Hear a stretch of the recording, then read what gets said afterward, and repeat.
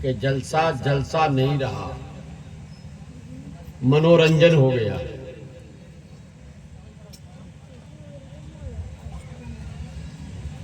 جلسہ نصیحت سننے کے لیے، دین جاننے کے لیے نہیں رہ گیا، یہ منورنجن کرنے کے لیے ہے۔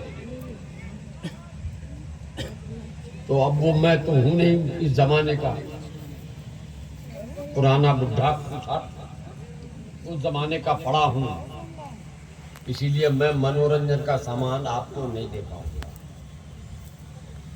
میں نے میری سوداگر اور اپنی کمیٹی کے لوگوں کو ان کو لے کے میرے پاس پہنچے کہ حضرت اس مدرسے کا اعلان پہلا آپ کی زبان سے ہوا تھا جب یہاں آئے، تو آپ کو ایک آخری بار چلنا ہے۔ میں نے واپس کر دیا، میں نے دعوت نہیں کی قبول کہ بھئی میں اب اس لائق نہیں ہوں۔ پھر دوسری بار پہنچے، میں نے ڈانٹا،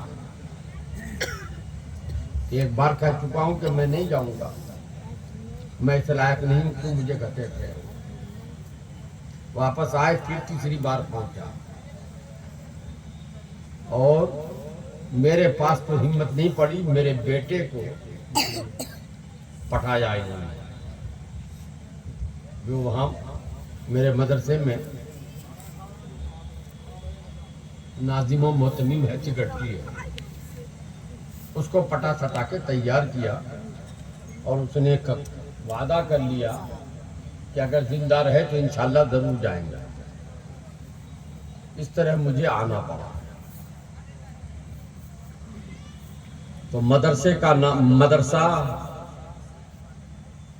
غوثیہ ہے نا؟ تو غوث پاک کے بارے میں کچھ جانتے ہو تم لوگ؟ جانتے ہو تو ذرا ہاتھ اٹھاؤ تو پوچھیں کچھ۔ بڑے پیر جانتے ہیں؟ بڑے پیر کون ہیں؟ وہی غوث پاک ہی بڑے پیر، وہ بڑے پیر بھی ہیں اور غوث پاک بھی ہیں۔ حضرت غوث پاک رضی اللہ تعالیٰ عنہ فرماتے ہیں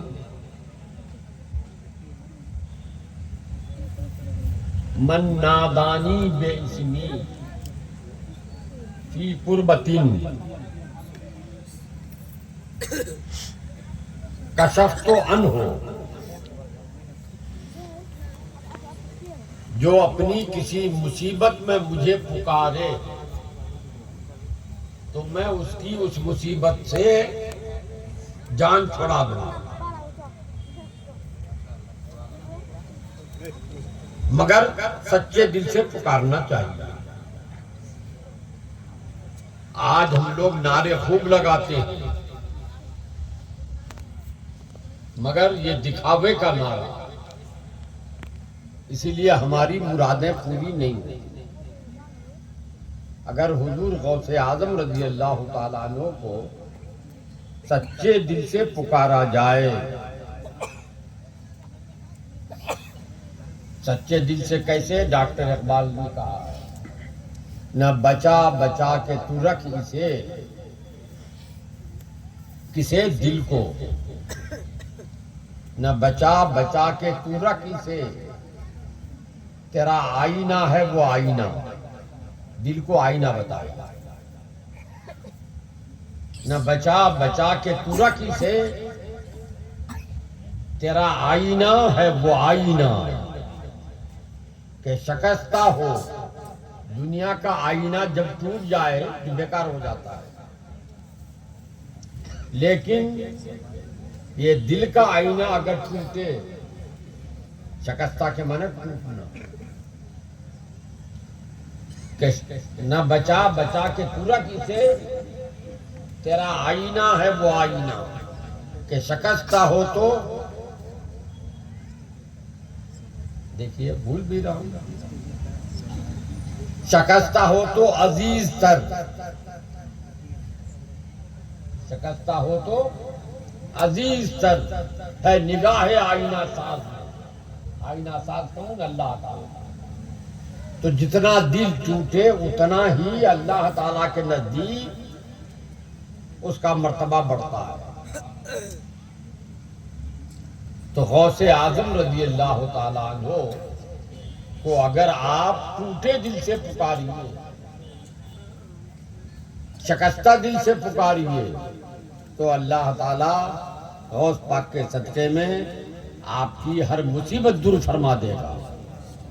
اسی لیے غوث اعظم نے فرمایا ہے، مریدی لا تخف واشن فإنی، مریدی لا تخف واشن فإنی عزوم قاتل عند القتال۔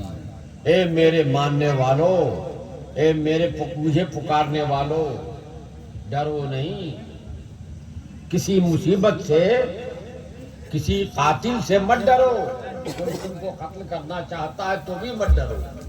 کیوں؟ عزوم قاتل عند القتال، جب تمہیں کوئی مصیبت آئے گی، کوئی قتل کرنا آئے گا، تو اس سے پہلے کہ وہ تم تک پہنچے میں اس کو قتل کر ڈالوں گا۔ یہ حضرت غوث اعظم رضی اللہ تعالیٰ عنہ نے ارشاد فرمایا۔ مگر غوث اعظم کیسے بنے؟ وہ بھی کوئی نبی نہیں تھے کہ اللہ نے نبی بنا کے بھیج دیا۔ نبوت محنت سے نہیں بنتی ہے، حاصل ہوتی ہے، وہ انسان کی کوشش سے نہیں ہوتی ہے کہ نماز پڑھیں گے، پڑھتے پڑھتے خوب پڑھیں گے تو نبی بن جائیں گے، ایسا نہیں ہوتا۔ قرآن فرماتا ہے اللہ یعلم حیث یجعل رسالتہ، اللہ جانتا ہے کہ کس کو وہ نبی بنا دے گا۔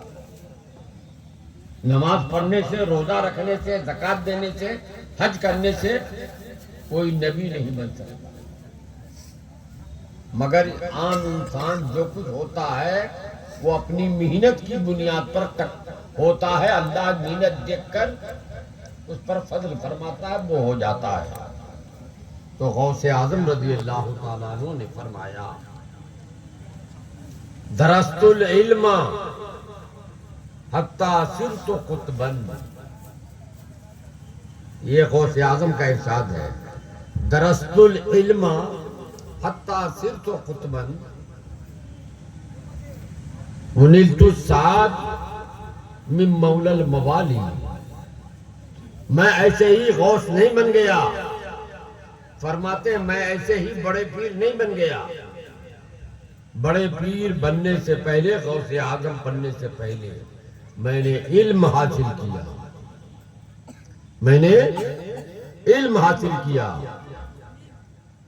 علم اتنا حاصل کیا، اتنا حاصل کیا، اس پر خود عمل کیا کہ میں خود بن گیا، غوث بن گیا۔ وَنِلْتُ السَّعَادَ، اور اللہ تعالیٰ نے مجھ پر اپنی برکتیں نازل فرما دی۔ تو غوث اعظم پہلے علم حاصل کیے، اس لیے غوث اعظم خالی نعرہ لگانے سے خوش نہیں ہوگا۔ غوث اعظم کا اصل مشن کیا ہے؟ علم دین حاصل کرنا اور اس کو پھیلانا، علم دین حاصل کرنا اور پھیلانا، یہ غوث اعظم کا اصل مشن ہے۔ غوث اعظم کے نام پر خالی دیگ چڑھانے سے، غوث اعظم کے نام پر خالی فاتحہ پڑھنے سے، غوث اعظم کے نام پر جھومنے سے، یہ کیا ہے؟ کلام پاک اٹھا لو بھائی، ارے وہ کلام پاک ہے، یہاں نہیں رہے گا، لے جاؤ جلدی لے۔ ان کا جو مشن ہے اس مشن کو آگے بڑھانے سے، اور ان کا مشن کیا ہے کہ درست العلم حتی صرت قطبا، میرا مشن کیا ہے؟ غوث پاک فرماتے ہیں علم کو فروغ دو، علم کو فروغ دو، علم دین کو بڑھاؤ۔ اسی فروغ دینے کے لیے تمہارے دیار میں کیا ہے نام کا غوثیہ فاطمۃ الزہرا کا قیام ہوا ہے۔ فاطمہ غوثیہ غوثیہ فاطمۃ الزہرا، اتنا لمبا کر دیے ہو. میں نے کہا تھا غوث پاک کے نام سے رکھو تو نام ایسا ہونا چاہیے پکارا جا سکے. اسی پہ بات یاد آئی. آپ کے یہ بنگال میں نہیں ہے، بنگالی بھاشا جانتا ہے. غنی خان چودھری تھے نا، الیکشن میں جب وہ جیتے تو اخبار والوں نے لکھا کہ کون کون جیتا اور کون کون ہارا. تو جب ان کا نام آیا تو انہوں نے لکھا